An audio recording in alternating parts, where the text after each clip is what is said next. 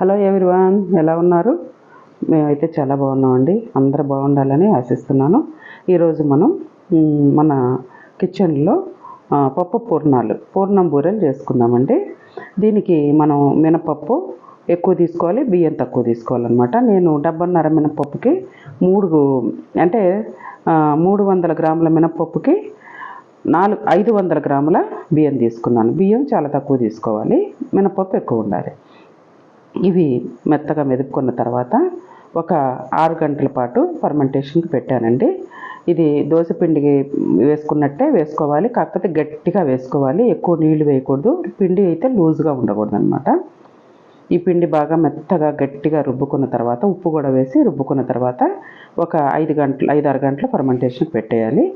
ఇప్పుడు మనం పప్పు పూర్ణాలకి లోపల స్టఫింగ్ అయితే మనం రెడీ చేసుకుందాము. దీనికి పచ్చిశనగపప్పు నేను ఒక 300 గ్రామ్స్ తీసుకున్నాను. డబ్బా కొలతలు అయితే 1.5. ఇవి బాగా కడిగి ఒక 2 గంటల పాటు నానబెట్టుకొని ఉడికించుకోవాలి మనం. వీటిని నేను శుభ్రంగా కడిగి 1-2 సార్లు కడిగి ఒక 2 గంటల పాటు అయితే నేను నానబెట్టుకున్నానండి. ఈ పప్పు నానిన తర్వాత నేను కుక్కర్లో వేసి, ఇది కుక్కర్లోనే వేసుకోవాలి, విడిగా ఉడికితే పలుకుగా ఉంటుంది అనమాట. కుక్కర్లో అయితే మనకి మంచిగా బాగా ఉడుకుతుంది అనమాట. అందుకోసం నేను కుక్కర్లో వేసి ఈ పప్పు మునగ కొంచెం వాటర్ వేసి ఒక 3 విజిల్స్ అయితే రానిచ్చాను. మరి 4-5 విజిల్స్ రానిస్తే ఏమవుతుందంటే కొంచెం కూడా వాటర్ లేకుండా ఇంకిపోతుంది అనమాట. మనకు బెల్లం వేయడానికి అనుకూలంగా ఉండదు. 3 విజిల్స్ అయితే మనకి కరెక్ట్గా ఉంటుంది అనమాట. ఇప్పుడు పప్పు ఉడికిందండి, ప్రెషర్ కూడా పోయింది. ఒక్కసారి మూత తీసి మనం చూద్దాము. ఇదిగండి, ఈ విధంగా ఉడికింది. ఇప్పుడు దీన్ని మనం కొంచెం వాటర్ అయితే ఉంది అడుగున, సిమ్లో పెట్టే ఉంచాను. ఇప్పుడు పప్పు గుత్తి పెట్టి మనం మెత్తగా రుబ్బేసుకోవాలి, దీన్ని మెత్తగా చేసుకోవాలి.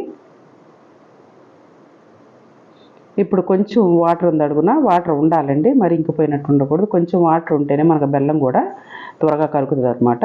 300 గ్రాముల 300 గ్రామ్స్ పచ్చిశనగపప్పుకి నేను 200 గ్రామ్స్ తీయ బెల్లం తీసుకున్నాను. బెల్లం టేస్ట్ని బట్టి, తీపిని బట్టి మనం బెల్లం తీసుకోవాలి. ఇంకా స్వీట్ ఎక్కువ కావాలనుకుంటే సరిసమానంగా 300 గ్రాములు బెల్లం వేసేసుకోవచ్చు. ఈ బెల్లాన్ని పగలగొట్టి చిన్న చిన్న ముక్కలుగా నేను ఉడుకుతున్న పప్పులో వేసేసాను. ఇది వేడికి కరుగుతుంది అనమాట.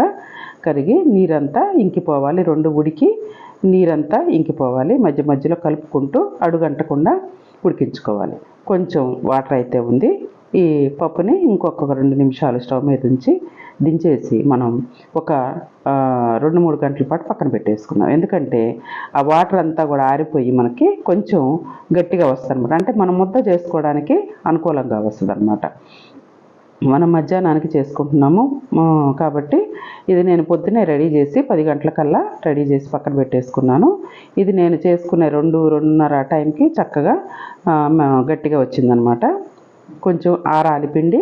ఇందులో నేను కొంచెం యాలకుల పొడి కూడా మెత్తగా చేసి వేసి కలుపుతున్నాను.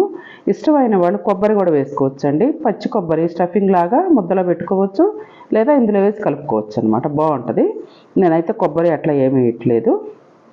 మామూలుగా మీకు అసలు పూర్ణాలు ఒరిజినల్గా ఎలా ఉన్నాయో అలా చూపిస్తున్నాను అనమాట. ఇప్పుడు ఇది 6-7 గంటలు ఫర్మెంట్ అయిన దోశపిండిని మనం తీసుకుందాము. ఈ దోశపిండి ఇట్లా ఫర్మెంట్ అవ్వాలండి. మీకు బుడగలు కనపడుతున్నాయి కదా, గట్టిగా ఉండాలి పిండి, మనకి సాఫ్ట్గా మెత్తగా ఉండాలి పిండి అనమాట. పిండి వేసుకునే విధానాన్ని బట్టి మనకు పూర్ణాలు కూడా చాలా బాగా వస్తాయి అనమాట. ఇప్పుడు మనం కొంచెం ఈ పిండిని అంతా ఒకేసారి కలుపుకోకుండా కొంచెం కొంచెంగా గిన్నెలోకి తీసుకొని మనం బాగా గరిటెతో కలిపి అందులో కొంచెం బేకింగ్ సోడా వేసుకోవాలి. మనం కుకింగ్ సోడా వేసుకోవాలండి. ఈ కుకింగ్ సోడా కూడా ఎక్కువ వేయకూడదు, వేసామంటే వేసామన్నట్టుగానే ఉండాలి.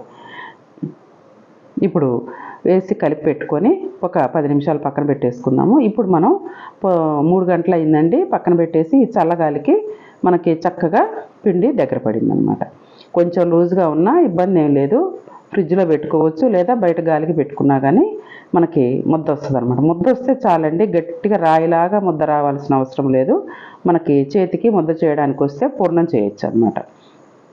కాకపోతే ఈ పూర్ణాలు కొంచెం జాగ్రత్తగా చేయాలి. ఏమాత్రం పిండి బయటకు వచ్చినా మాత్రం ఆయిల్ పాడైపోద్ది అనమాట. ఈ రకంగా ముద్ద వస్తే మనకు సరిపోద్ది. ఇప్పుడు మనం పూర్ణాలు వేసేసుకుందాము. ఇదిగోండి పిండి మనం కొంచెం సోడా ఉప్పు కలిపి పక్కన పెట్టుకున్నాం కదా, కొంచెం సాఫ్ట్ అయింది అది. ఇప్పుడు మనం మొదటగా అయితే వేసేసుకుందాము. ఆయిల్ తగినంత పెట్టుకుందాము. ఇప్పుడు మనకు కావాల్సినంత పిండి, చిన్నవి కావాలంటే చిన్న ఉండలు తీసుకోవచ్చు, పెద్దవి కావాలంటే పెద్ద ఉండలు తీసుకోవచ్చు. నేను మా చుట్టుపక్కల ఉన్న ఫ్రెండ్స్కి కూడా నేను పంపిస్తాను కాబట్టి కొంచెం పెద్దవే చేస్తానండి. అందుకోసం పూర్ణం బూరె పెద్దదే తీసుకున్నాను. లోపల పూర్ణము అది మనం గట్టిగా ఉన్న పిండిలో వేసి చుట్టూ కోటింగ్ చేసి ఆయిల్లో వేయాలన్నమాట. ఎక్కడన్నా మనకు ఖాళీ కనబడితే కొంచెం పిండితో కవర్ చేస్తే సరిపోద్ది. లేదంటే ఆ పూర్ణం పగిలి ఆ లోపల ఉన్న పిండి అంతా బయటకు వచ్చేసి ఆయిల్ అంతా మాడిపోతుంది. మనం నెక్స్ట్ వాయి వేసేటప్పుడు ఆయిల్లో ఉన్న మాడిపోయిందంతా కూడా పూర్ణాలకు పట్టుకుంటుంది అనమాట. అందుకోసం పూర్ణాలు చాలా జాగ్రత్తగా చేసుకోవాలి. మనకి ఈ పిండి గట్టిగా ఉంది కదా పైన పిండి అని చెప్పి పూర్ణాలు గట్టిగా రావండి. పైన సాఫ్ట్గానే ఉంటుంది, లోపల కూడా సాఫ్ట్గా ఉంటుందండి. చాలా బాగుంటాయి. మేమైతే బెల్లము ఎక్కువ తీపి తినము, అందుకని సమానంగా వేసుకున్నాను. తీపి ఎక్కువ కావాలన్న వాళ్ళు ఎక్కువ వేసుకోవచ్చు. ఇట్లా మన చేతితో కూడా ముంచి వేసుకోవచ్చు. నేనైతే స్పూన్తో అయితే మనకు బాగుంటుంది, నీట్గా వేయచ్చు అని చెప్పి నేను స్పూనే తీసుకున్నాను. మనకి ఎలా అనుకూలంగా ఉంటే అలా వేసుకోవచ్చండి. ఇవి కొంచెం బాగా కాలాలండి. మనం వేయగానే గరిటె పెట్టి తిప్పకూడదు, పగిలిపోతాయి అన్నమాట.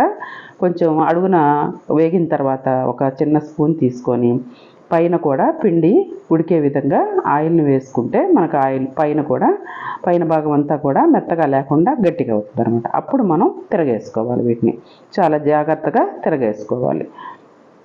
పిండి ఎక్కడన్నా లూజ్గా ఉండి లేకపోతే ఉడకక పగిలిందంటే మాత్రం మొత్తం పాడైపోతుంది అనమాట ఆయిల్. మళ్ళీ దాన్ని వడకట్టుకోనో లేకపోతే ఇక మనకి ఇష్టం లేదా పారబోసో చేసుకోవాలి. అందుకోసమని జాగ్రత్తగా మనం పూర్ణాలు చేసుకునేటప్పుడు చాలా జాగ్రత్తగా తిరగేసుకునేటప్పుడు కానీ చాలా జాగ్రత్తగా చేసుకోవాలి. పైన ఉన్న కోటింగ్తో మనం దోసపిండి ఏదైతే మనం పెట్టుకున్నామో ఆ కోటింగ్ పిండి మాత్రం చాలా గట్టిగా ఉండాలన్నమాట. ఇప్పుడు ఈ పూర్ణాలండి నేను వేసినట్టుగానే మా ఫ్రెండ్స్కి పంపించాను అనమాట. అందుకోసం నేను ఎక్కువ వీడియోలో చూపించలేకపోయాను, ఎందుకంటే అప్పటికే 3 అయిపోయింది టైము. ఇంకా వేసినట్టు పంపించాల్సి వచ్చిందనమాట. లేకపోతే చాలా చేశాను, ఒక 30-35 దాకా చేశానండి. మిగతా ఉన్నాయో మీకు చూపించాను అనమాట వీడియోలో. ఇప్పుడు ఇట్లాగే సెకండ్ రౌండ్ కూడా వేస్తున్నాను. మనకి పిండి కూడా చాలా సాఫ్ట్గా ఉంది, గట్టిగా ఎండిపోయినట్టుగా మరీ గట్టిగా చేసుకోకూడదు. పిండి చేతులు కతుక్కున్నా కానీ ముద్దొస్తే చాలు. మనకి ముద్దొస్తే మనం దోసపిండిలో ముంచుకొని జాగ్రత్తగా వేసుకోవచ్చు. ఇవి చాలా టేస్ట్గా ఉంటాయండి. శుభకార్యాల్లో, ప్రతి ఒక్క శుభకార్యాల్లో ఇది కంపల్సరీ ఉంటుంది. మరి ముఖ్యంగా గృహప్రవేశాలు వీటిలో మాత్రం కంపల్సరీ ఈ పూర్ణం బూరెలు ఉంటాయి. చాలా టేస్ట్గా ఉంటాయి, తినే కొద్దీ తినాలనిపిస్తుంది. తెలుగు రుచుల్లో వీడియోస్ వస్తున్నాయండి, చూడండి. మీకు ఇంట్రెస్ట్ ఉంటే వీడియోస్ చూడండి, ఇష్టమైతే సబ్స్క్రైబ్ చేసుకోండి. మంచి మంచి వీడియోస్ నేను పెడుతున్నాను. ఇది పచ్చళ్ళ సీజన్ కాబట్టి పచ్చళ్ళు లైన్గా వస్తున్నాయండి. ఇప్పటికి చింతకాయ, టమాటా, వంకాయ పెట్టాను, గోంగూర కూడా. ఇంకా మిగతా వీడియోస్లో కూడా పచ్చళ్ళే వస్తున్నాయి, నిలవ పచ్చళ్ళు. కంపల్సరీ వాచ్ చేయండి. ఇష్టమైతే లైక్ చేయండి, షేర్ చేయండి, కమెంట్ చేయండి, సబ్స్క్రైబ్ చేసుకోండి. ఇవి కూడా మనం కొంచెం అడుగునైతే మనకండి పూర్ణం వేసిన వెంటనే తిప్పితే పగిలిపోతాయి కాబట్టి అడుగున కూడా కొంచెం బాగా గోల్డెన్ బ్రౌన్ వచ్చే విధంగా వేయించుకున్న తర్వాత మాత్రమే మనం తిరగేసుకోవాలి. కొంచెం కలర్ చేంజ్ అయిన తర్వాత మనం తీసి బౌల్లో వేసేసుకుందామండి. ఆయిల్ ఏమాత్రం పీల్చదు. సోడా ఉప్పు ఇష్టమైతే వేసుకోండి, లేకపోతే లేదు. కొంచెం, చాలా కొంచెం అండి, 2 వేళల మధ్య సోడా ఉప్పు వేస్తే సరిపోతుంది మనకి.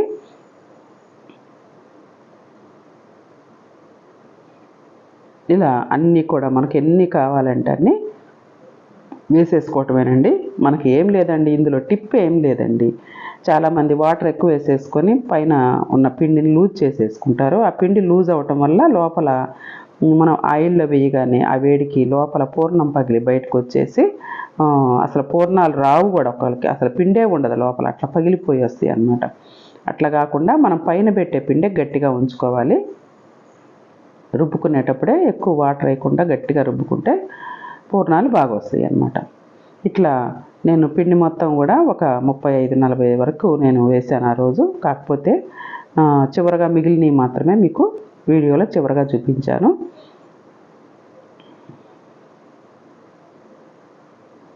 మామిడికాయ పులిహోర పెట్టానండి.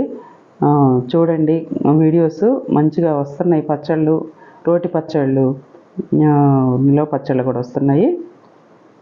ఇదిగండి, ఇట్లా గోల్డెన్ బ్రౌన్కి మనకి కలర్ అయితే చేంజ్ కావాలి. అయిన తర్వాతనే మనం పక్కకు తీసుకోవాలన్నమాట. ఇవిగండి పూర్ణం బూరెలు. ఇది సాంప్రదాయకమైన వంట, ప్రతి శుభకార్యంలో చేసుకునే వంట. చూసారు ఎంత నీట్గా, ఎంత ముద్దుగా బాల్స్ లాగా చక్కగా మనం వేసుకునే దాన్ని బట్టి నీట్గా వస్తాయి అన్నమాట. చాలా సాఫ్ట్గా ఉంటాయండి. పైన కూడా సాఫ్ట్గానే ఉంటుంది, లోపల కూడా సాఫ్ట్గా ఉంటుంది. కాకపోతే వేడివేడిగా తింటే నోరు కాలిపోద్ది. అందుకోసం మనం కొంచెం చల్లారిన తర్వాత టేస్ట్ చేద్దాము. ఇదిగండి అయిపోయినాయి. అది కూడా ఒకటే మిగిలింది, మీకు టేస్ట్ చేసి చూపిస్తున్నాను. లోపల చూడండి ఎలా ఉందో పిండి, బయట కూడా మనకి బాగుంది. సూపర్గా ఉందంటే స్వీట్ కూడా బాగా సరిపోయిందనమాట. మనం సాల్ట్ దోశ పిండిలోనే వేసుకోవాలి, కానీ పూర్ణం పెట్టే పచ్చిశనగపప్పు ఉడికించేటప్పుడు మాత్రం అస్సలు వేసుకోకూడదు. మా అబ్బీకి పూర్ణాలు భలే ఇష్టం అండి. వాడు రైస్లో లంచ్లో తినేసాడు. మళ్ళీ ఇప్పుడు నేను టేస్ట్ చేస్తుంటే వచ్చాడనమాట. సూపర్గా ఉన్నాయండి. ఇంకొక మంచి రెసిపీతో మీ ముందు ఉంటానండి. బాయ్ అండి.